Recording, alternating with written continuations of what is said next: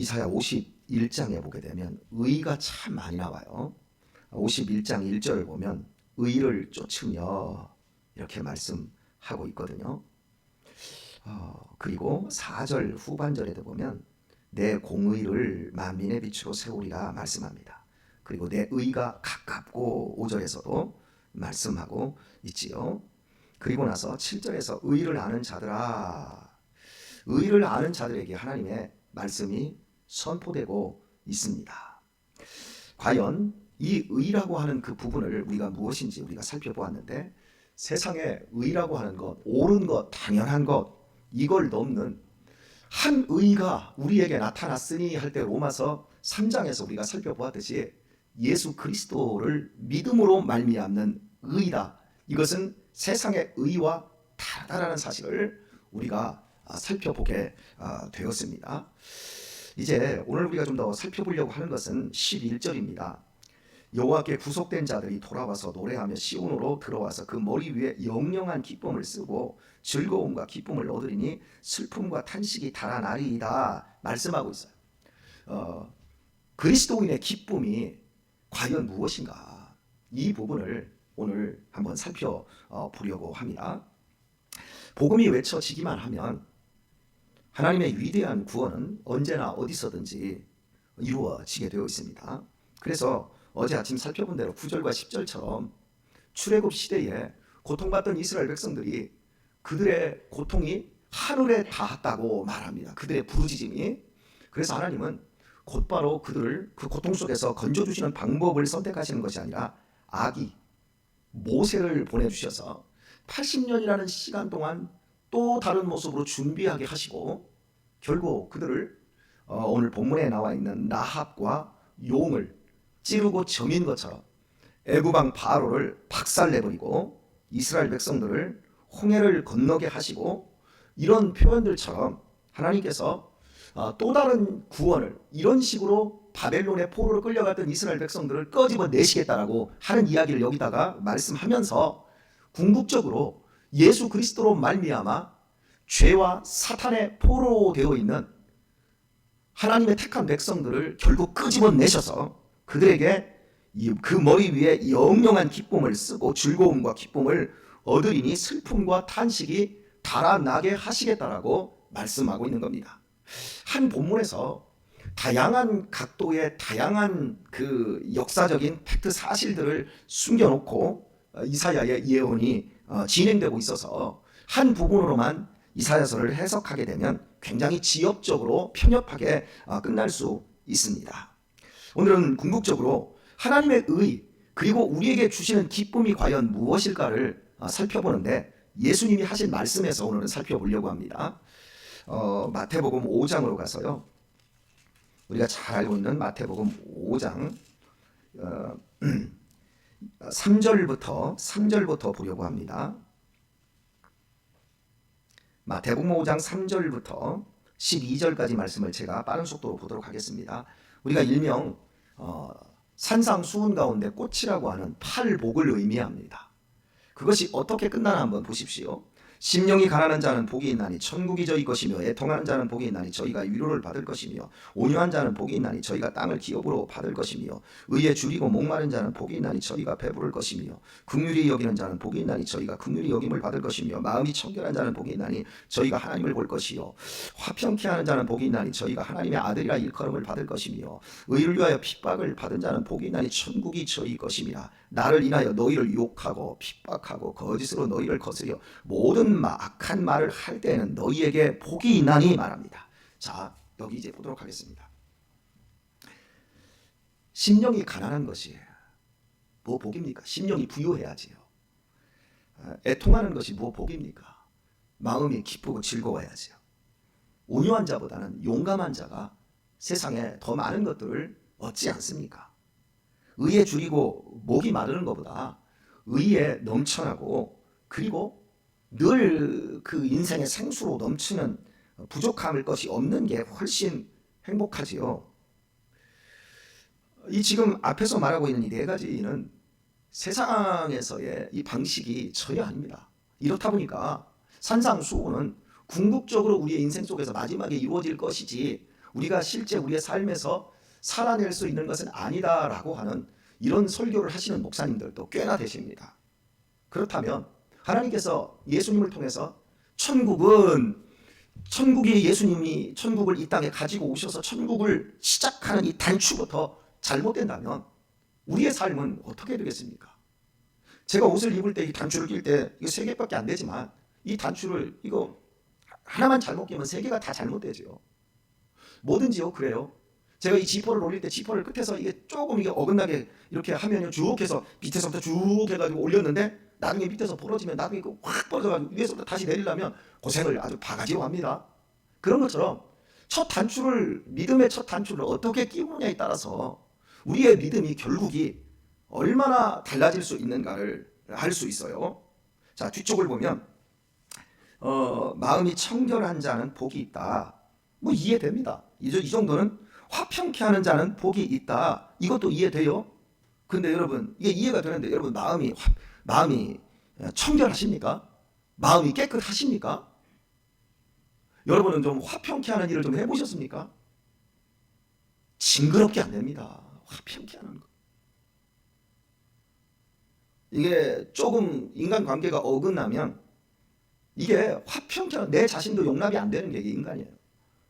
자, 더 말씀이 나갑니다. 의를 위하여 핍박을 받은 자는 복이 있나니 말하고 있어요. 의를 위하여 칭찬을 받아야지요. 의로운데 내가 정당하고 내가 바른데 그것 때문에 핍박을 받는다. 이걸 여러분은 용납할 수 있겠어요? 교회에서 믿음 생활 하는데 내가 정말 최선을 다하고 정당한데 그 부분에 대해서 보상이 없고 그 일에 대해서 오히려 누군가가 태클을 걸고 심지어 아주 목사가 막 그 부분을 불인정하고 막 기분을 상하게 한다고 해봅시다. 그러면 그것을 복이 있다라고 생각을 할 수 있는 그리스도인이 과연 얼마나 있을까요? 지금 여기 있는 이 내용들을 가만히 보면 이게 쉬운 내용들이 아니에요. 그리고 의만 2번 나와요. 우리가 지금 이사야 51장을 풀어내면서 이사야 51장에서 의를 계속 얘기를 했어요. 의를 아는 자들아, 하나님의 율법을 마음에 가지고 있는 자들아, 머리로 가지고 있는 자들이 아니라 우리가 51장에서 읽었던 건 율법을 마음으로 갖는 자. 하나님께서 이 우리의 마음, 마음심자를 써서요. 이 신비에 하나님의 말씀을 새겨 놓으셨어요. 이걸 가지고 있는 사람들은 바리새인 아니에요. 우리는 그리스도인이에요. 이 그리스도인들을 향해서 하나님께서 말씀하고 있는 거예요. 우리는 예수님의 의를 알아요. 그런데 바로 그 의에 줄이고 목마른 자가 복이 있다 그러더니 이걸 한층 더 뒤로 가져가더니 의를 인하여 핍박을 받는 자는 복이 있다. 더 강화되고 있어요.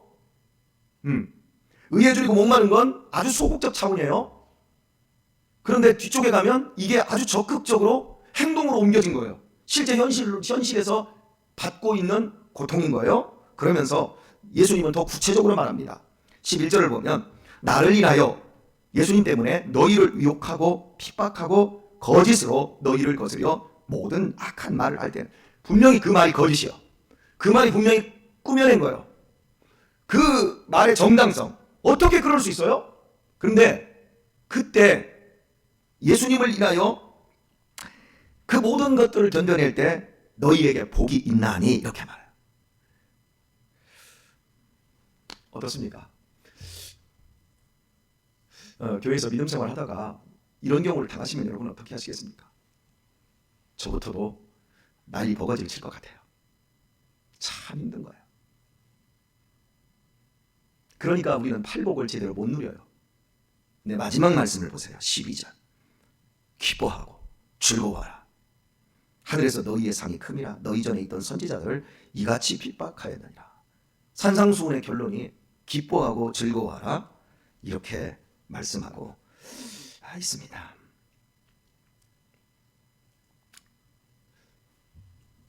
C.S. 루이스라고 하는 바울 사도 이후에 기독교의 대변증가라고 할 수 있는 사람이요. 이런 표현을 했어요. 사랑은 감정이 아니라 의지다.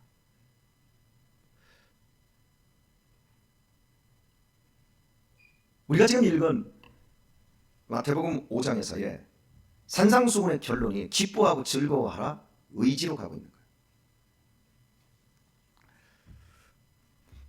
예수님을 믿으면 해해실실할 수 있는 막 감정이 막 고조된 감정이 전혀 떨어지지 않으며 그 가운데서 누가 나를 핍박하고 누가 나를 힘들게 해도 전혀 요지부동하는 뭐 기쁨 100%로 인생의 마지막까지 승리할 수 있다라고 하는 걸 보장하지 않습니다. 우리에게 지금 주고 있는 하나님의 메시지는 너 율법 알잖아. 너 하나님의 의를 알잖아. 의를 아는 자들아, 율법이 마음에 있는 자들아, 즐거워하고 기뻐하라. 그 머리 위에 즐거움을 두셨다 그래요. 우리가 읽은 말씀에서 우리의 기쁨은 우리의 현실에 있는 이 감정에 아주 값싼 감정은 노동이 필요 없어요. 생각은 감정을 기반해서 나옵니다. 그런데 우리의 의지는 그 감정을 내가 선택할 수도 있고 그 감정을 내가 버릴 수도 있어요. 의를 아는 자들은 이 마태복음 5장의 그 모든 내용은 하나님의 의를 가진 사람이라면 저절로는 안 되더라도 이렇게 할 수 있는 선택을 하는 데에 나갈 수 있는 사람인 거예요. 제가 오늘 C.S. 루이스의 얘기를 하나만 더 할게요. 성도의 마지막 충성은 죽음이다 이렇게 말을 하고 있어요. 우리가 많은 충성들을 합니다. 그런데 그 마지막 충성은 죽음이다. 우리가 인생을 살아가면서 참 많은 슬픔들을 당하는데요. 슬픔이 없는 사람은 없어요. 그런데 그 슬픔 속에서 가장 큰 슬픔이 뭘까요? 우리 박종수 권사님이 가장 감사한 적이 언제입니까? 라고 했을 때 아들, 딸 주셨을 때 그러더라고요. 은희보다는 아들이 더 좋았던 것 같아요.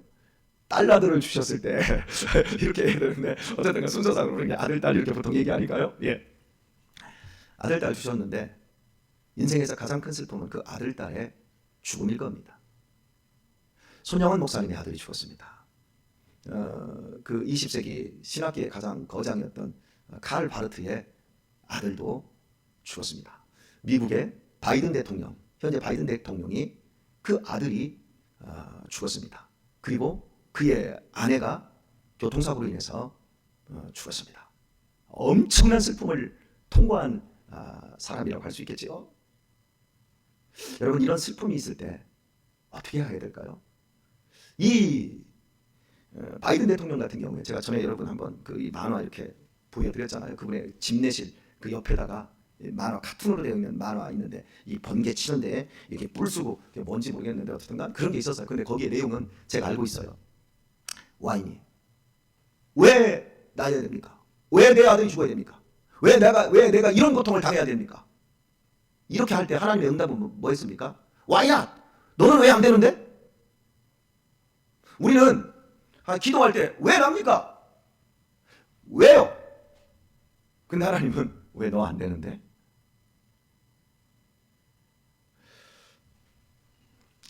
지구촌교회를 담임하셨던 이동원 목사님 아시죠? 이동원 목사님의 아들이 둘 있지 않습니까? 그런데 동희라고 하는 아들이 어떻게 거기도 똑같나요 이름이? 그 아들이 미국에서 변호사를 해요. 근데 그 아들이 좀 속이 좀 안 좋아서 대변에서 피가 나와서 병원에 갔더니 암 말기 판정을 받았잖아요. 그리고 나서 수술을 하고 그때부터 그 투병을 하는데 이게 암도 여러 종류가 있잖아요.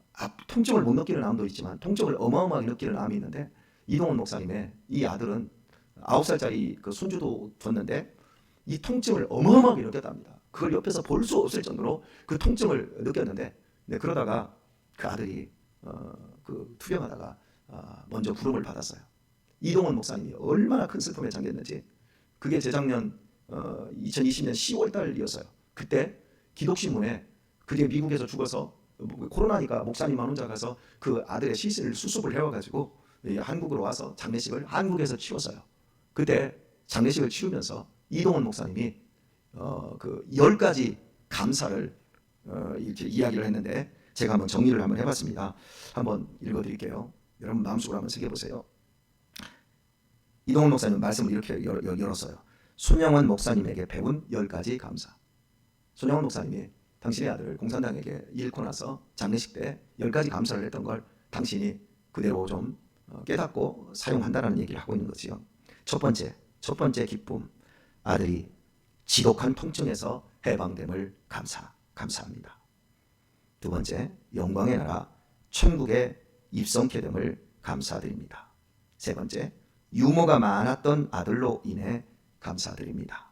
네 번째, 단 한 번 불평 없는 며느리를 남겨주시고 애교 덩어리 9살짜리 손주를 남겨주셔서 감사드립니다. 다섯 번째, 어려서 게임을 좋아하더니 게임 회사 변호사가 된 것을 감사합니다. 여기에는 좀 부연 설명을 하고 있더라고요. 어려서 아주 게임에 빠져가지고 미쳐버렸었대요. 그래서 이 목사님의 속을 좀 긁어놨나 봐요. 그런데 그 애가 결국 변호사가 되어서 게임 회사의 변호사가 된 거예요. 자기가 좋아하는 것, 미쳐 있었던 걸 오히려 좋게 이용했던 거지요. 그래서 감사.